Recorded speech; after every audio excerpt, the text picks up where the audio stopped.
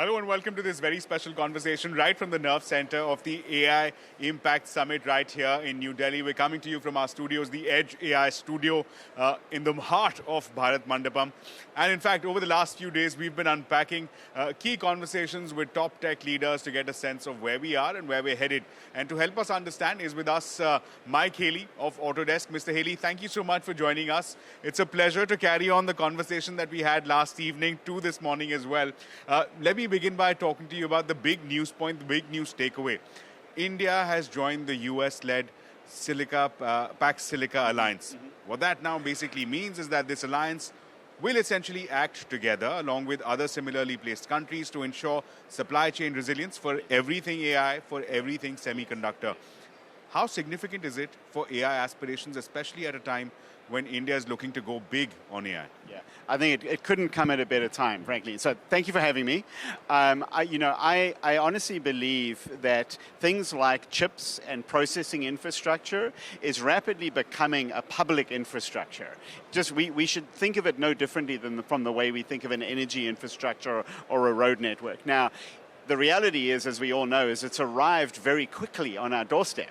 So the systems and the mechanisms in place to ensure that there's equal distribution of this are not there today. If you go far back in history and you look at energy infrastructure, when in the time of Edison, when it was first created, it wasn't evenly distributed. It was in the hands of a few. Right. So it's very similar to what we've been seeing in the past right now with AI. So I think the fact that India has joined it is really a message now to say it's no longer confined to the shores of the United States or the shores of China or wherever it might be. It's a worldwide, phenomenon that everybody should be getting access to. But what I think is especially interesting in India is because you guys are, I think, are really leading the global South kind of in this. You are showing a way forward.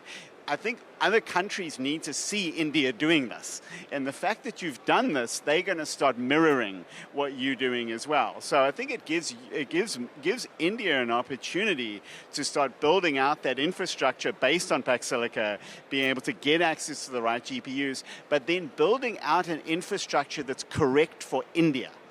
Because the infrastructure we're building in the United States does not necessarily translate. For most of my life, I've built software in the United States, and then I've seen sometimes how it gets, they try to use it in, say, the developing world, and it doesn't match all the needs because it wasn't designed there. So the fact that this enables India to design their own local AI. I spoke to the Shabam guys, looked at their local model here, the kind of stuff that they're doing. It's very, very exciting. Let me also just get a little color on this with respect to the data center build out that India is now beginning to see. We've seen big investments already announced by hyperscalers, even domestic companies making big commitments towards that end, ensuring that there's data sovereignty.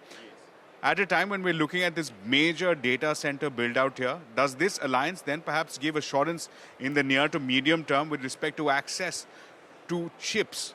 Advanced chips, again, very high in demand. The costing is, of course, on the higher side as well.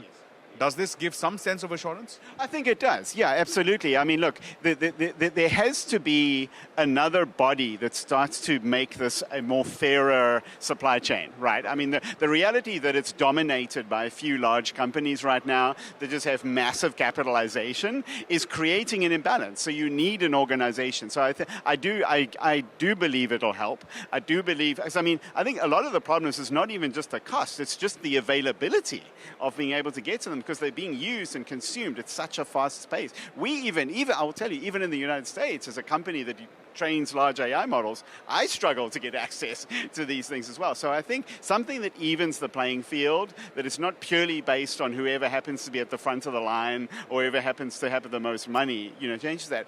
Now I will say, I don't think processing is the only part of it though, and I think something that India has going for it, which I actually didn't know about until a few nights ago, was that India actually has an enormous amount of power. There's an enormous amount of generated power. There's a lot of green power that's getting generated in India as well. So the fact that that's already there, Because, I mean, even in the United States, we're trying to play catch-up with a lot of power because we're building so many data centers, we've got to figure out how we power them. India actually has a slight excess of power right now, which I think is that coupled with the availability of GPUs, that's two of your major requirements straight away. Let's talk Autodesk specifics. You're in various domains, and those domains couldn't be further apart. All the way from infrastructure to you have movies being made. I want to talk about the latter.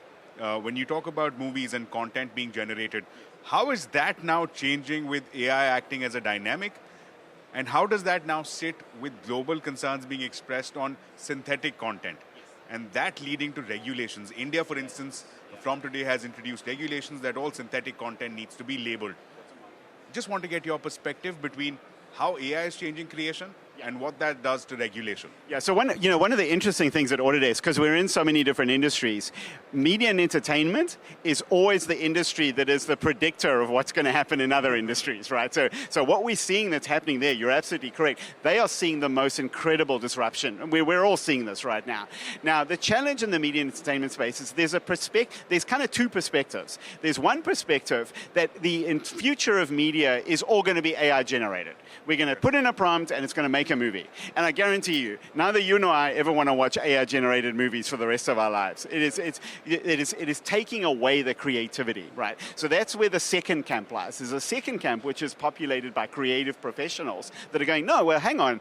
What if we just made better movies? What if we made better experiences by leveraging AI? What if we elevated this but still had the human creative element inside it, right? So now you've got a hybrid, right, of something that's created by AI and something that's created by humans. So that's where we're working. Where we're working right now, our customers are the movie studios, the creative people. We do not want to take creativity away. We want to make them more creative, be able to make better content faster, that kind of thing. So that's the first part of your question. Coming to your second part of the question about the regulation and like what we have to do around tracking and tracing AI-generated content. I love the fact that India has adopted this policy because we're actually, at Autodesk, we're big believers in putting in place the right regulations. There's absolutely the need. Now, it requires governments and standards bodies to think through what are those right legislations. In this case, tagging and labeling and watermarking content as AI-generated content and letting people know that, I think is going to be essential. We're moving into a world where it's becoming, like you said, so easy to create content for manipulating people, for doing whatever, and you can make it dynamically now as well. So if we can both solve this creative problem that I talked about, but also make sure that when content is actually delivered, that the consumer of that content is clear what they're seeing, what's the provenance of that content. Well, that's clearly something that's beginning to take shape. Mr. Haley, I'd like to thank you once again for joining us, for taking out time from a busy week. But we'd hope to continue this conversation to learn more about you, your experiences, and of course, Autodesk. Thank you once again. Anytime. Thank you for having me.